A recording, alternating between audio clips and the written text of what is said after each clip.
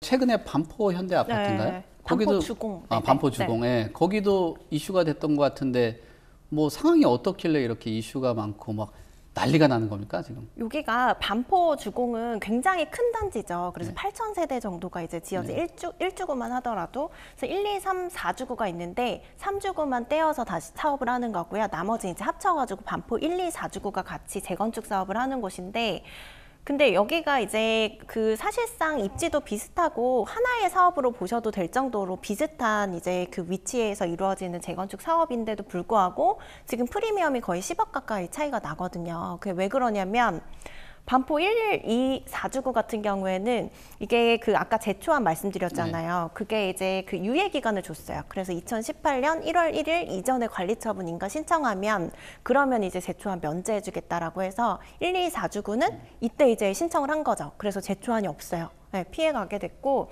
3주구는 이때 못했어요. 그래서 그 이후에 하다 보니까 지금 제초안이 지금 시뮬레이션 돌려본 결과 이제 모 단지에는 뭐 7억 이상 부과될 예정이다라고 하는 데가 바로 한번 추측해 보건대 반포 3주구인 것 같다라고 얘기를 하시거든요. 그래서 굉장히 이런 부분들 때문에 지금 거래 가격이라던가 수익성이라던가 이런 게 달라지게 된 사례가 되는 거죠. 여기도.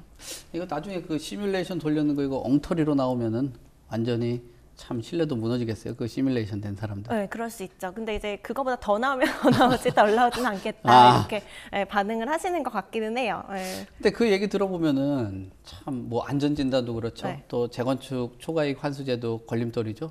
또 부장가 상한제도 이게 쉽게 네. 건드릴 수 없는 상황이잖아요. 네, 네. 그럼 이거 뭐 요즘 재건축 아파트라는 것이 상당히 투자 상품화되어 있는 그런 네. 뭐랄까 부동산인데 네. 이게 뭐 투자성 어떤 것 같습니까? 지금 시장 환경 안에서는?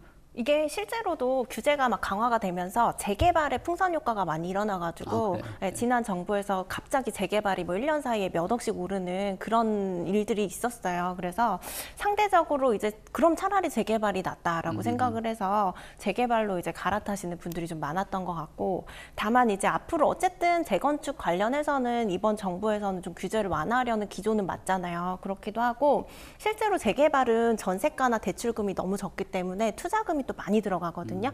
거기다가 이게 재건축보다 소득 수준도 좀 낮은 곳에서 많이 되고 기반 시설이나 이런 것들도 하나도 없다 보니까 시간이 훨씬 오래 걸려요. 재개발 같은 경우가 사업을 진행하기가 너무 어렵기 때문에. 권리관계도 복잡하죠? 네, 맞아요. 권리관계도 너무 복잡하고 그러다 보니까 이제 아무래도 재건축이 사실 실투자금 면에서나 또 이제 입지가 보통 좋은 곳에서 재건축 아파트는 이제 있잖아요. 그러다 그렇죠. 보니까 이제 실거주도 가능하고 뭐 이런 장점들이 있어서 규제만 좀 완화되어 가면 재건축 아파트로 좀 많이 수요가 돌아올 것 같기는 해요. 그러니까 수요가 지금은 일시적인지 뭐 장기적인지 모르겠어요. 근데 수요가 어느 정도 이탈을 했는데 그럼 뭐 재건축 상품이라는 자체가 갖고 있는 펀더멘탈이 있다 보니까 네. 나중에 다시 또 수요들이 몰릴 수 있다. 네, 규제가 완화되면 지금 사실 규제가 너무 한 번에 강화가 되다 보니까 좀 일시적으로 수요가 좀 없어지는 그런 완전 경향이 겹겹이 지금 쌓여 있죠. 뭐. 네, 맞아요. 있다 보니까 이 규제 문제만 조금 해결이 되면 아무래도 장점이 많다 보니까 재건축 쪽으로 이제 내 집 마련을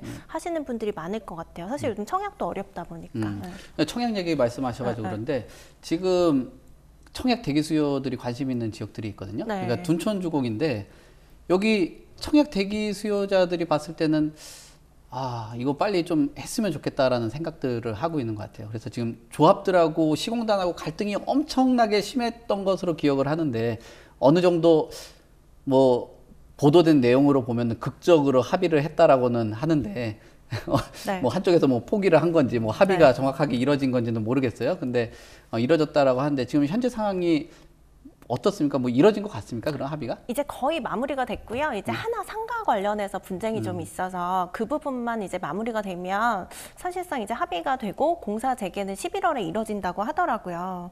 이게 처음부터 분쟁이 있을 때부터 사실은 합의가 될 수밖에 없는 사안이었던 것 같기는 해요. 왜냐하면 이게 계속해서 분쟁이 좀 극단적으로 간다라고 했을 때는 조합이랑 시공단 전부 다 이제 문제가 될 수밖에 없는 거는 맞는데 근데 이제 아무래도 이게 조합이 무조건 불리한 싸움이 보이기는 하거든요. 그리고 정치가 다르잖아요, 지금 솔직히. 네, 맞아요. 네. 네. 그리고 2주까지 마친 상황에서 이게 매달 나가는 금융 비용만도 얼만데 이거를 지금 그 몇 개월 지연시킨 것 때문에도 지금 뭐 1조 정도가 사업비가 늘어났다고 하더라고요. 그러다 보니까 이게 계속 뭐 피해가 늘어나는 건 조합일 수밖에 없어서 결국 이제 합의가 이루어졌죠. 네, 그래서 최근에 이제 합의가 이루어진 거는 기존에 이제 분쟁이 됐던 거는 공사비 증액 관련된 거였어요. 네. 근데 이제 이거를 조합에서 인정을 해주고 조합에서는 한편으로는 공사비가 너무 과다하다라고 해서 그 검증을 받고 이제 마감재나 이런 것들을 좀 변경해 달라고 했는데 이런 부분은 사실 합의안에 합의가 안 됐죠. 그래서